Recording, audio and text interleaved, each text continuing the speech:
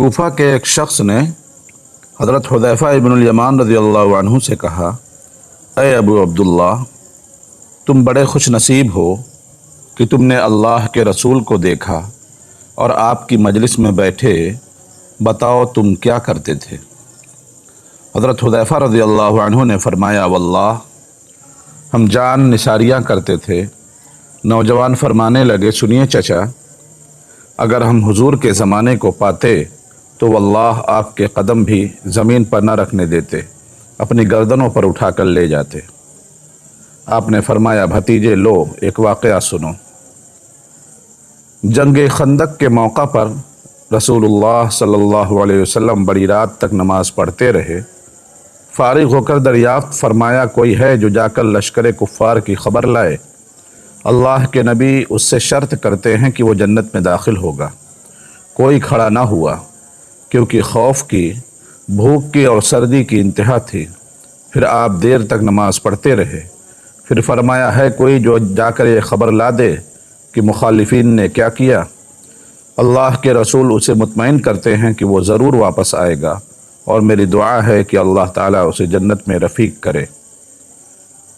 اب بھی کوئی کھڑا نہ ہوا، اور کھڑا ہوتا کیسے؟ بھوک کے مارے پیٹ کمر سے لگ رہا تھا، سردی کے مارے دانت بج رہے تھے، خوف کے مارے پتے پانی ہو رہے تھے۔ بالآخر میرا نام لے کر رسول اللہ صلی اللہ علیہ وسلم نے آواز دی۔ اب تو کھڑے ہوئے بغیر چارہ نہ تھا۔ فرمانے لگے، حذیفہ تو جا اور دیکھ کہ وہ اس وقت کیا کر رہے ہیں۔ دیکھ، جب تک میرے پاس واپس نہ پہنچ جائے کوئی نیا کام نہ کرنا۔ میں نے بہت خوب کہہ کر اپنی راہ لی اور جرأت کر کے مشرکوں میں گھس گیا۔ وہاں جا کر عجیب حال دیکھا کہ دکھائی نہ دینے والے اللہ کے لشکر اپنا کام پھرتی سے کر رہے ہیں۔ چولہوں پر سے دیگیں ہوا نے الٹ دی ہیں، خیموں کی چوبیں اکھڑ گئی ہیں، آگ جلا نہیں سکتے، کوئی چیز اپنے ٹھکانے نہیں رہی۔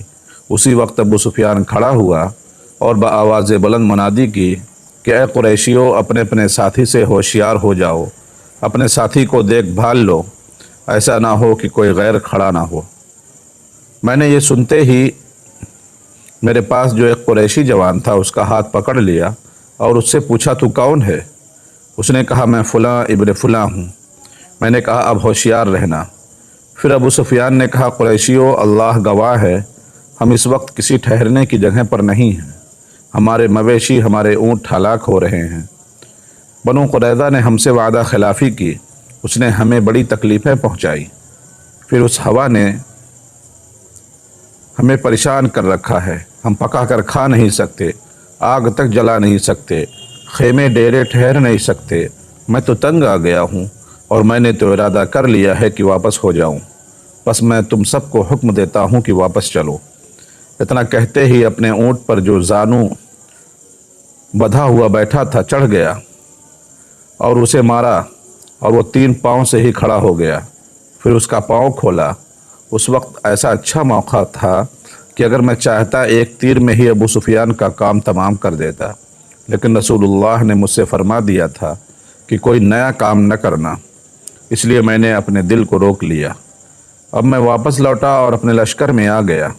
جب میں پہنچا ہوں تو میں نے دیکھا رسول اللہ صلی اللہ علیہ وسلم ایک چادر کو لپٹے ہوئے، جو آپ کی کسی بیوی صاحبہ کی تھیں، نماز میں مشغول ہے۔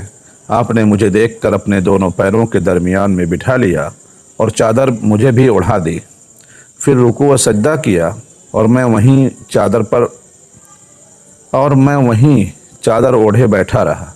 جب آپ فارغ ہوئے تو میں نے سارا واقعہ بیان کیا۔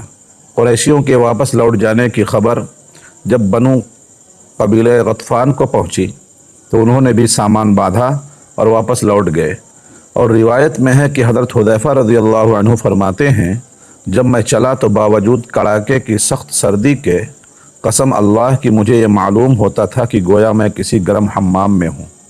اس میں یہ بھی ہے کہ جب میں لشکر کفار میں پہنچا ہوں اس وقت ابو سفیان آگ سلگائے ہوئے تاپ رہا تھا۔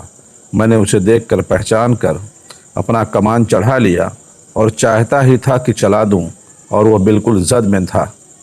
ناممکن تھا کہ میرا نشانہ خالی جائے، لیکن مجھے اللہ کے رسول کا یہ فرمان یاد آ گیا کہ کوئی ایسی حرکت نہ کرنا کہ وہ چوکنے ہو کر بھڑک جائیں، تو میں نے اپنا ارادہ ترک کر دیا۔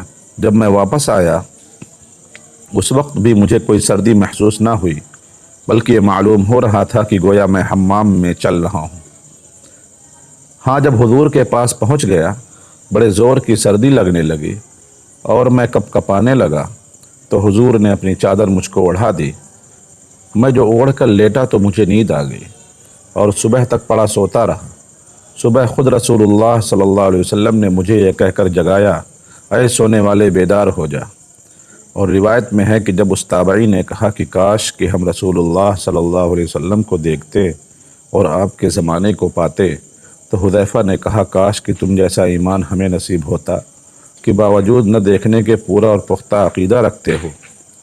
برادر زادے، جو تمنا تم کرتے ہو یہ تمنا ہی ہے، نہ جانے تم ہوتے کیا کرتے۔ ہم پر تو ایسے کٹھن وقت آئے ہیں